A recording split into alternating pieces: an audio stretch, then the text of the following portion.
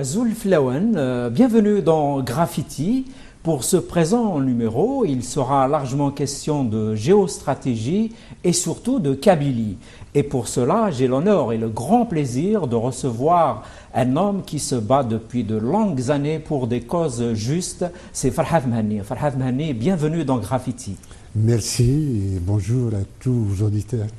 Bonsoir à l'heure à laquelle vous sera diffusée cette émission. Voilà, et donc comme je disais, pour moi c'est un honneur de mener cette conversation. Et donc tu viens de publier un excellent essai aux éditions de Passy, donc intitulé « Afrique, le casse-tête français, la France va-t-elle perdre l'Afrique ?» Alors Farhad, c'est quoi ce livre?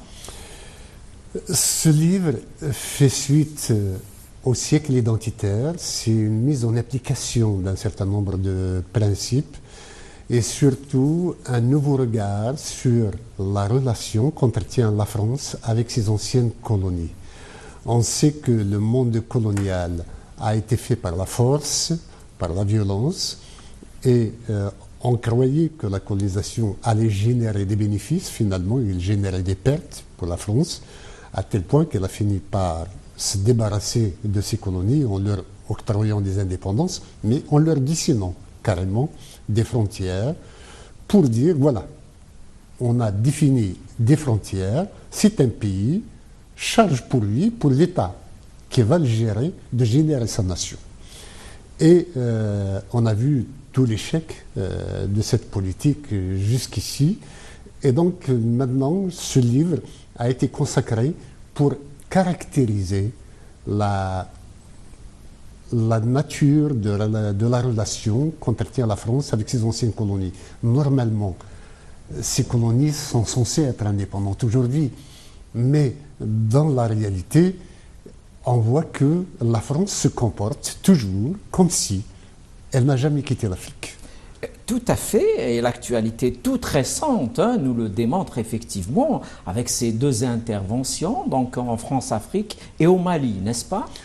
En Centrafrique, au Mali, auparavant c'était en Côte d'Ivoire, et on a vu que la France s'est impliquée dans la Libye, en Libye où elle n'avait pas d'intérêt jusque-là, et je pense qu'elle n'en aura jamais.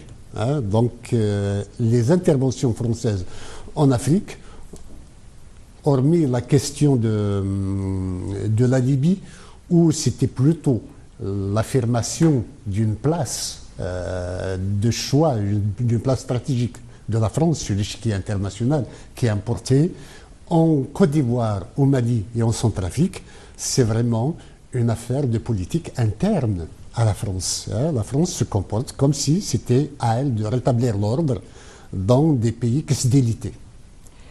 Et dans ce livre, donc, tu reviens sur plein d'éléments qu'on va essayer d'analyser dans la discussion. Entre autres, ce jacobinisme français que la France elle-même essaye encore d'imposer à ces pays dont on dit qu'ils sont indépendants, et pour certains ils le sont depuis 50 ans, n'est-ce pas? Et puis aussi cette question presque sacrée des frontières. Oui, d'abord la France... contrairement à l'Angleterre, qui avait occupé donc la moitié de l'Afrique en même temps que la France, elles se sont partagées l'Afrique pratiquement. L'Angleterre a eu des choix pratiquement pas tout à fait opposés, mais divergents quand même. Les Anglais ont tenu compte des spécificités humaines, des spécificités des peuples qui allaient être mis ensemble dans des pays différents, notamment au Nigeria, où ce sont les Anglais qui ont imposé le fédéralisme. Au départ, il était même question pour les Anglais de créer 5 ou 6 pays à l'intérieur du Nigeria, et à la fin, ils se sont dit, non, on va garder cela, mais on leur concède le fait de faire du fédéralisme. Pour la France, il fallait qu'elle clone son État. C'est-à-dire qu'elle a créé des pays à sa propre image. C'est comme Dieu qui a créé l'homme à son image. Donc la France se croyait en devoir de faire en sorte que les pays qu'elle a dessinés lui ressemblent dans leur forme politique, leur forme d'évolution même.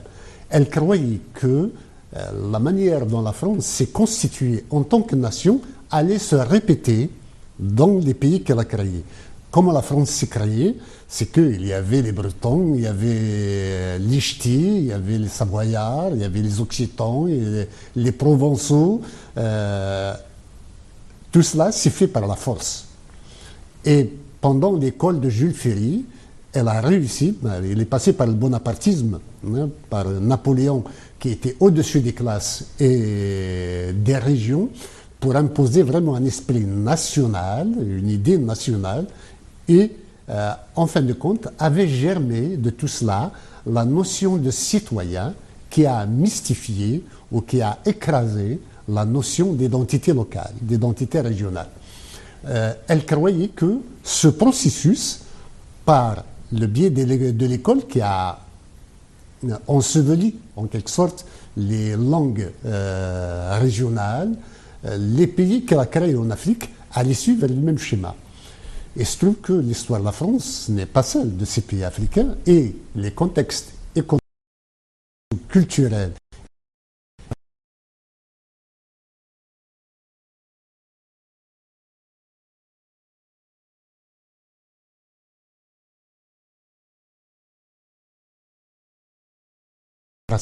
n'a pas été suivi et ces pays-là ont gardé le français en tant que langue pour en dehors des pays de l'Afrique du Nord.